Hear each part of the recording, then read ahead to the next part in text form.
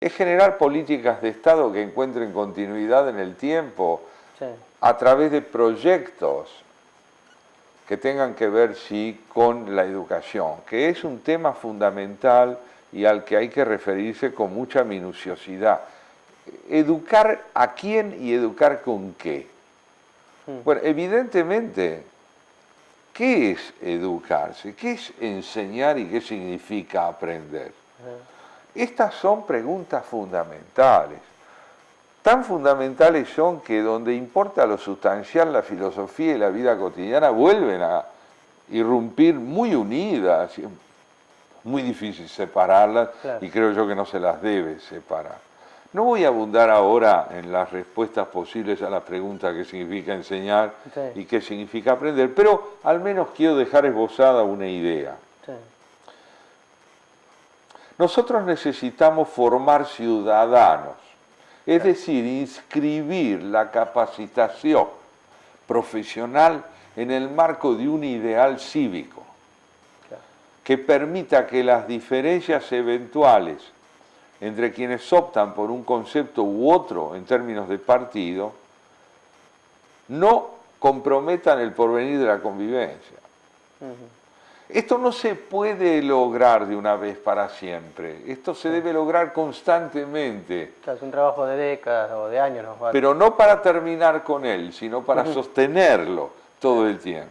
Claro. Es decir, es preciso sostener el ideal de la convivencia como meta, porque quien estime que lo ha realizado de una vez por todas cae en el autoritarismo, ya sea porque impone un modelo de convivencia, ya porque entiende que ya no es posible jamás.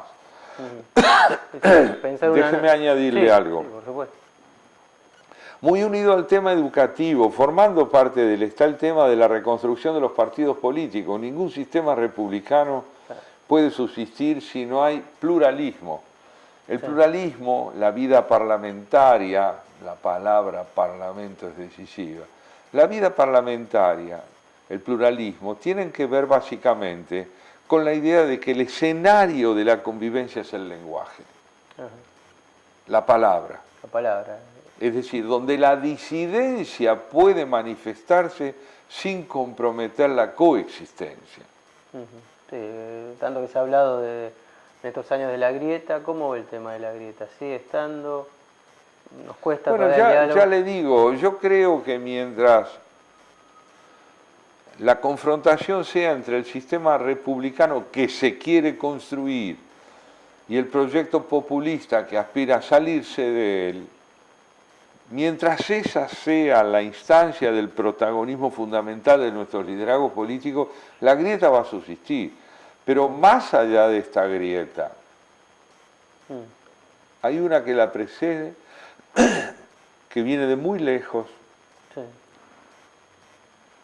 y que tiene que ver con la acumulación de riqueza en pocas manos y la expansión de la pobreza en muchas manos tendidas por un trozo de pan.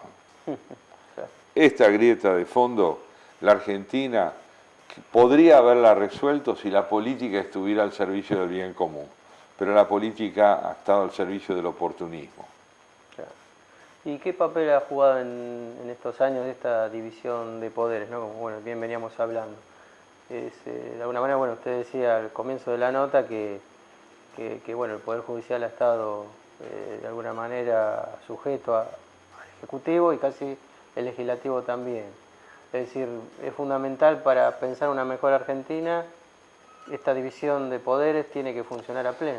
Mira, el sistema democrático republicano, filosóficamente encarado al menos, es un régimen que está sentado en una convicción, que es la sospecha. ¿Por qué hay tres poderes? Para contener cada uno de ellos a los otros dos. ¿Por qué quieren contenerlos? Sí, porque se parte de un axioma. El axioma es, el hombre aspira a todo, quiere tener todo el poder. Los tres poderes están ahí para limitar a los otros dos y limitarse también. Porque si la aspiración primordial del hombre es la concentración absoluta del poder, la tarea de las instituciones en un régimen republicano es impedir esto, acotándolo, convocando a la aceptación de un límite, Tal vez esto no sea posible, pero es imprescindible. Los países que han logrado organizarse en el marco de democracias republicanas han podido bastante bien ejercer este tipo de contención sobre las aspiraciones unilaterales que normalmente son las del Ejecutivo. Pero reconstruir este acotamiento es fundamental para que pueda la Argentina tener un porvenir desagrietado. Claro, salir de esa grieta. ¿Y qué pasa con la corrupción, no? La Argentina, lamentablemente, desde las últimas décadas siempre se ha hablado, bueno, la corrupción nos ha matado, nos ha dejado la corrupción debe ser combatida permanentemente, pero difícilmente logrará ser eliminada radicalmente.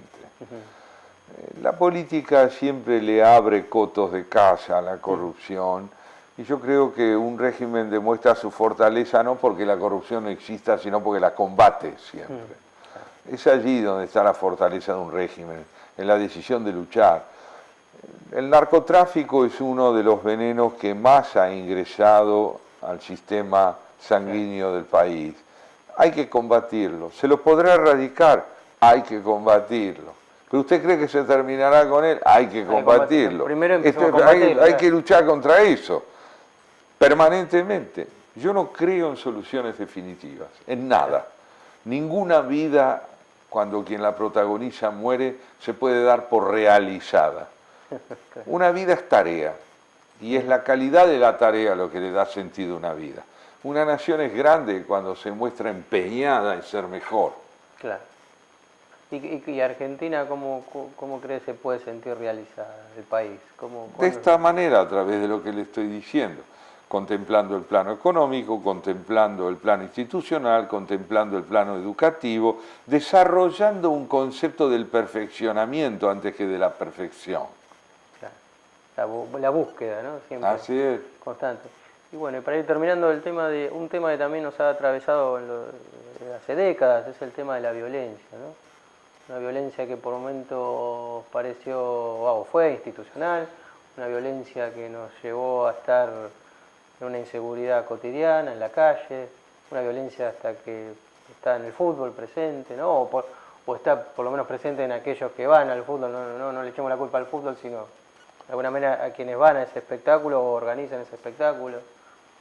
¿Qué pasa? ¿Por qué nos hemos vuelto tan violentos? ¿O siempre fuimos tan violentos? Yo creo que los argentinos hemos sido violentos siempre. Es un país que, en la misma medida en que nunca terminó de inscribir su práctica social en el marco de la demanda constitucional, hizo de la violencia un recurso de imposición de sus verdades sectoriales.